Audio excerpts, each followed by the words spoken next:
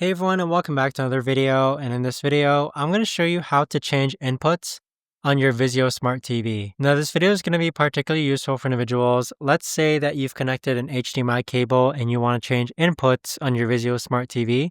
How do you actually go ahead about doing so? Now this video is going to be short, sweet, and simple, guys. There's not going to be a lot of steps involved.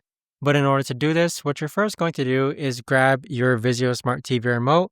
And all you want to do is click on this input button on the upper left-hand corner. So as you click on that input button, you're going to cycle between different inputs on your Vizio Smart TV.